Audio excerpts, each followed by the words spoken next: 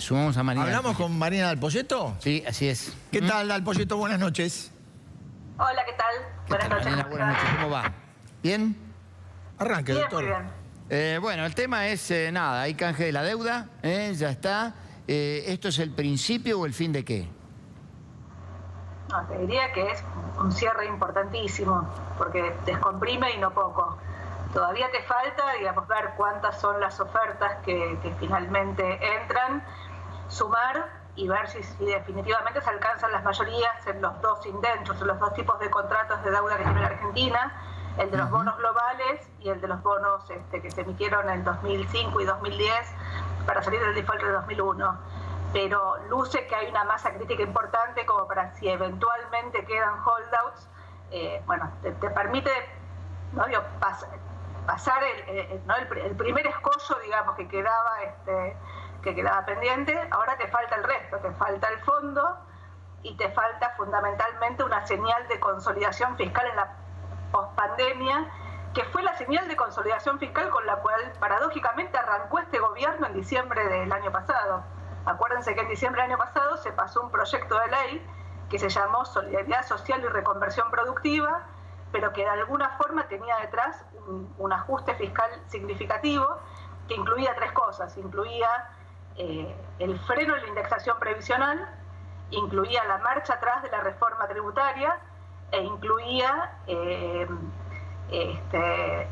cambio en las retenciones, la suba en las retenciones, y eso de alguna forma evitaba que el déficit fiscal, que en 2019 terminó en medio punto del PIB, pero que si no hubieras hecho nada iba a la zona de 3 puntos del PIB, diera una señal fortísima de consolidación fiscal. Después vino la pandemia, se desplomaron los recursos, se dispara el gasto compensatorio y tuviste 3 meses, abril, mayo, junio, donde el gasto sube en promedio cerca del 80 y los recursos suben abajo del 20. Ahora, Marina, en este sentido, bueno, el gasto sube mucho, la recaudación cae o no sube lo suficiente, en el medio lo que hay es emisión y mucha emisión, pero pareciera que esa emisión en algún momento va a tener que cortarse si es que se quiere ir al Fondo Monetario Internacional, que siempre en lo que hace a los reclamos y le pide a todos los gobiernos es que trate de achicar el déficit y que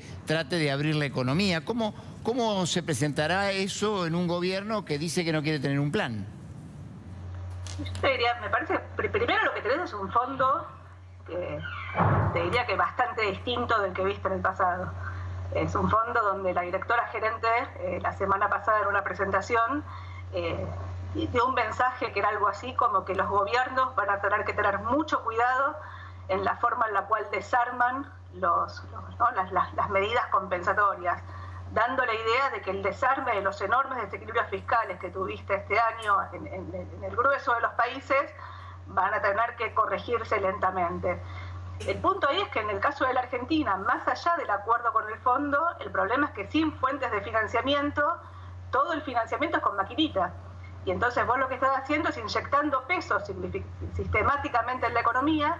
Esos pesos se empiezan a inyectar en una economía que en las elecciones del año pasado estaba, digamos, muy seca de pesos, era como una pileta vacía. Empezaste a inyectar los pesos, vino la pandemia, se amplifica el déficit fiscal y lo que estaba lo que estaba vacío se empezó a llenar y hoy está desbordando de pesos. Y hoy hay una enorme masa de pesos.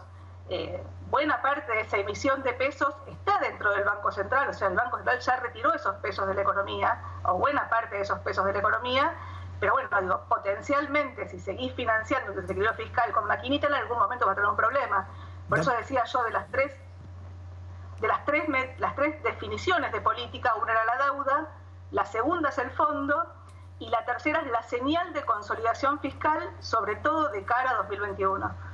Dalpolleto, ¿y cómo ve camino a esta negociación con el fondo y camino a una reconstrucción hipotética de la economía? ¿Cómo ve el índice confianza? ¿Qué transmite la Argentina según recoge usted en el mundo internacional? Yo un poco, digamos, estoy haciendo un juego donde pongo por un lado los fundamentos y por otro lado pongo la confianza, ¿no? y después miro qué es lo que está pasando en el mundo, y lo que estoy viendo es un mundo hiperlíquido. O sea, lejos de la gigantesca toma de ganancias que tuviste a fines de marzo, hoy volvió la liquidez para casi todo. Incluso para yo decía, primero fue a comprar lo bueno y barato, y ahora está yendo a comprar lo barato.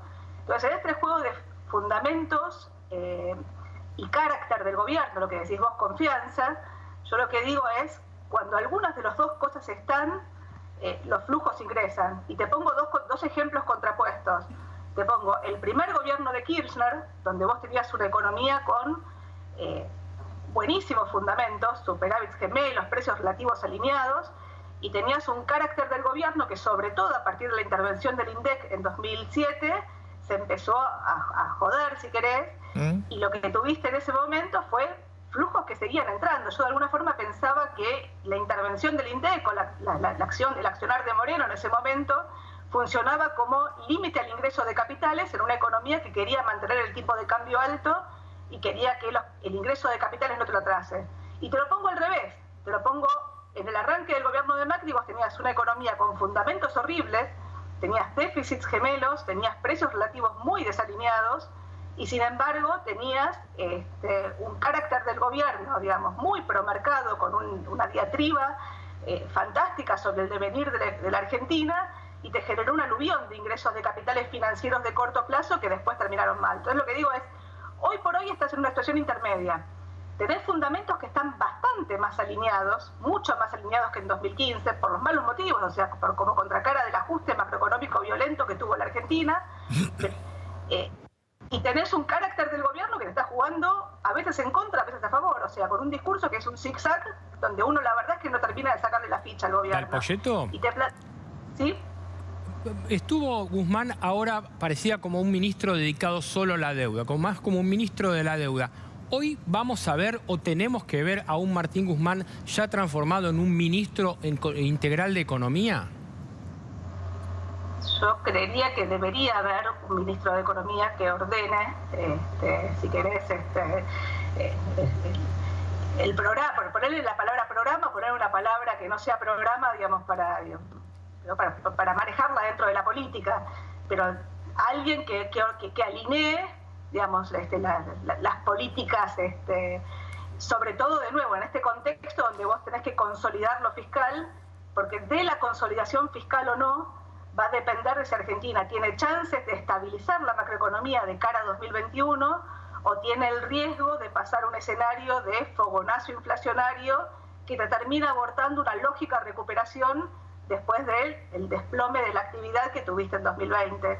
Y te agrego tres cosas, te digo, lo primero es, tenés una oportunidad, te diría, bastante única, porque tenés, por un lado, una puja distributiva que se contuvo. Digamos, la semana esta tuviste la novedad de que la paritaria de camioneros está en la zona de 30, la paritaria bancaria en la zona de 26. Si me hubieras planteado esos números en diciembre del año pasado, yo te hubiera dicho que está imposible. Entonces, la puja distributiva medianamente contenida. Tenés un escenario internacional de enorme liquidez y de dólar debilitándose a nivel global. Tenés precios relativos mucho más alineados. Es cierto que tenés una brecha cambiaria muy alta, pero como contracara de la enorme incertidumbre que genera el esquema de política económica, si querés, pero el nivel de la brecha cambiaria hoy, el nivel del contado con liquidación hoy, es similar al overshooting del tipo de cambio de 2002. ¿Sí? O sea, es muy alto. Claramente la Argentina en el pasado tuvo niveles mucho más altos de tipo de cambio cada vez que tuvo un descalabro macroeconómico. El Rodrigazo, el cigotazo, la hiperinflación. Pero ni el contexto internacional ni los fundamentos ameritan una situación como esa. Obviamente nosotros somos campeones de hacer macanas, con lo cual eventualmente se podrían generar las condiciones, pero digo, tenés que recrearlas, tenés que trabajar para recrearlas. Perdón, Marina, pero para recrear las condiciones hay un colega tuyo, Agis, que habla de que, bueno, que por ahí la pandemia puede actuar, el coronavirus, como un desindexador, como esto que en algún momento cortó, no sé, Cavallo con la convertibilidad, o allá por el plan austral de Juan Zurruil, que se logra en un momento cortar un poco la inflación. ¿Están dadas las condiciones con esto que mencionabas recién, de que Camioneros pide un aumento de 30% y que las paritarias aparecen más achatadas, como para generar alguna estabilidad? está dada la oportunidad, pero requerís una consolidación fiscal. Si tu agujero fiscal de cara al próximo año se mantiene en la zona de 6 puntos del PIB o arriba en la zona de 7 u 8 como este año, te diría que es muy poco probable que eso ocurra y el riesgo de fogonazo inflacionario aparece. Si el agujero fiscal el año que viene está en la zona de 2 puntos del PIB, la matemática monetaria te permitiría un escenario de desinflación de la economía como el que estás planteando, pero la nominalidad va a estar definida en gran medida por el agujero fiscal y la financiación de ese agujero fiscal con emisión monetaria.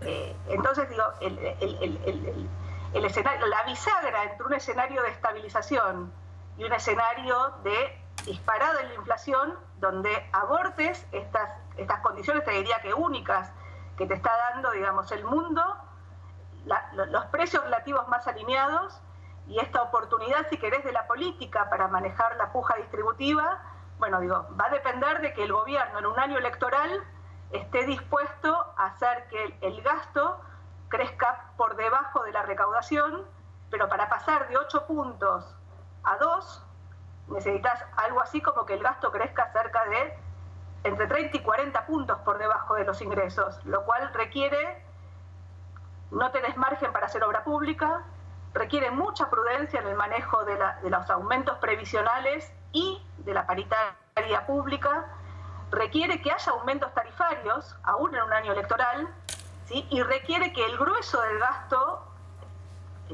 que saltó en la pandemia, sobre todo los ATPs y los IFEs, desaparezcan. Bueno, la pregunta del millón es si la política está dispuesta a hacer una consolidación fiscal en el año electoral después del salto del déficit fiscal de medio punto del PIB a 8, o si por el contrario va a intentar esto que trasciende desde el punto de vista de la diatriba del gobierno, que es un plan Marshall de reactivación, digamos, con mucha obra pública y subsidios. Si es el segundo, es el intento, el riesgo de abortar la recuperación de cara al próximo año es muy alto y un fogonazo inflacionario. Dal Poyetto, gracias por estar esta noche con nosotros. No, gracias por la invitación.